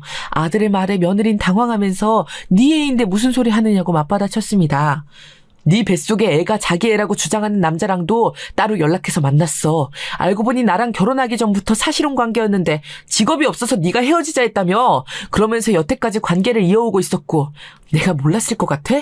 다 알면서도 어떻게든 이 결혼 생활 유지하려고 참았던 거야. 그런데도 넌 뻔뻔하게 나한테 사업 자금을 대달라 하고 툭하면 언어폭력에 육체적 폭력까지 일삼았지. 더는 나도 못 참아. 누구 죄가 더 큰지 법적으로 따져보자고. 우선 우리 집에서 짐 챙겨서 당장 나가. 유산했든 안 했든 그건 내 알 바 아니니까 알아서 몸 잘 챙기고. 그제서야 며느리는 사태의 심각성을 안 건지 아들의 팔을 잡고 늘어지기 시작했습니다. 잘못했다면서 무릎까지 꿇더라고요. 하지만 아들은 눈길 한번 주지 않고 저와 남편을 데리고선 병원 밖으로 나섰습니다. 그 와중에 마지막까지 병원비라도 내달라는 며느리의 외침이 아직까지 잊혀지질 않네요. 밖에 나온 아들은 아이처럼 엉엉 울었어요. 어떻게든 잘 사는 모습 보여드리고 싶었는데 실망시키고 싶지 않아서 여태 참았는데 결국엔 못난 모습 보여서 죄송하다고 자기가 잘못 생각하고 잘못 선택한 것 같다고 말했습니다. 그 말에 남편도 저도 결국 눈물을 보일 수밖에 없었어요. 저희도 아들을 꼭 껴안고선 미안하다고 말했습니다. 여태 많이 힘들었을 텐데 부모가 되어 아무런 힘이 못 되어줘서요. 그러자 한참을 울던 아들은 힘이 되어줬으니까 여태까지 내가 버틸 수 있었던 거야. 엄마, 아빠, 솔직히 말하면 유산됐다는 소식 듣고 기뻤어. 난 바보처럼 내가 책임질 생각만 했는데 그 소식 듣고 좋아하는 내 모습 보면서 징그럽다고 생각하면서도 그게 내 본심이란 걸 깨달았어. 자꾸만 책임지려고 하는 게 내 본심이 아니라는 걸, 나에게도 힘든 일이었다는 걸 안 거야. 이런 말 싫겠지만 사실 고마워, 엄마. 엄마 덕분에 내가 정신 차리고 끝낼 수 있었어. 미안해. 그리고 고마워. 고맙다는 아들의 말에 그저 울 수밖에 없었어요. 나처럼 못난 엄마를 두어서 미안하다고 하려고 했는데 말이에요. 그렇게 우리는 밤새 서로를 붙들고 눈물을 쏟아내었습니다. 그 뒤로 아들은 결국 이혼을 했고 며느리였던 그 여자는 모든 짐을 챙겨 집에서 쫓겨나듯 나갔습니다. 사도는 그 와중에 분위기 파악을 못했는지 아들에게 전화를 해서는 본인 애가 아니면 어떠냐, 결혼 생활 중에 임신했으면 신랑이 책임져야지와 같은 막말을 퍼부었다고 들었습니다만 아들이 이번에는 가만히 듣고만 있지 않고 하고 싶은 말 다 하면서 똑같이 막말을 해줬다고 했으니 그래도 속은 시원했습니다. 알고 보니 그 여자를 소개해준 아들의 상사도 그 여자가 집안 내 골칫거리여서 어떻게든 해결해보고자 하는 마음이었대요. 그래서 주위에서 제일 괜찮아 보이는 직원, 그러니까 제 아들에게 소개시켜주게 된 거라고 하더라고요. 그렇지만 아들이 안 좋게 이혼한 것에 대해 소문이 쫙 나서 그 여자를 소개해준 상사도 욕을 많이 먹고 있다고 하더라고요. 아들에게 말도 못 걸 정도로요. 그 정도면 그래도 각자의 죗값은 치렀다 싶었습니다. 그 여자가 어떻게 지내는지 구체적으로 들은 바는 없지만 그쪽 엄마와 함께 이사를 갔다는 소식은 들었어요. 동네에도 소문이 났다고 하니 아마 얼굴 들고 지내긴 힘들었을 테죠. 어떤 마음인지 직접적으로 듣거나 알지는 못하지만 그래도 분명 후회하고 있을 거라 생각해요. 아들의 책임감과 연민을 잘 알기에 절대 이혼할 일 없을 거라 생각하며 벌인 일들이니까요. 이혼 후에 자신의 잘못을 조금이라도 돌아봤을 거라 믿습니다. 그 여자가 쏙 빠진 우리의 삶은 전처럼 다시 평화로워졌어요. 저와 남편, 아들은 여전히 같은 곳으로 출근하고 열심히 일하고 후련한 마음으로 퇴근을 하죠. 결혼 전과 상황은 비슷해도 지금 마음가짐은 많이 달라져 있긴 해요. 서로에게 조금 더 솔직하고 서로의 아픔을 충분히 나누고 또 함께 해결해 나가자는 약속이 생긴 거죠. 가족이 이렇게 든든하고 끈끈한 존재라는 걸 다시 한번 깨달았습니다. 지금도 저는 가끔씩 아들의 팔다리에 생긴 멍자국에 약을 발라주고 마사지를 해줍니다. 상처가 아직도 다 아물지 않았거든요. 단지 제가 바라는 게 있다면 그 상처가 전부 아물 때쯤에는 아들의 마음속에 생긴 상처도 나았으면 하는 바람이에요. 마음속에 생긴 상처는 쉽게 나을 수 없겠지만 그래도 하루 빨리 딱딱한 흉터가 되어서 지난 일을 아무렇지 않게 보고 떠올릴 수 있을 정도가 되길 바랍니다. 그럼 우리 모두 편안히 웃을 수 있는 날이 되겠죠. 서두르진 않으려고요. 늘 그래왔듯 우리 가족만의 속도로 천천히 나아가려고 합니다. 그걸 제 삶의 의미와 목표로 두고서 살아보려고요.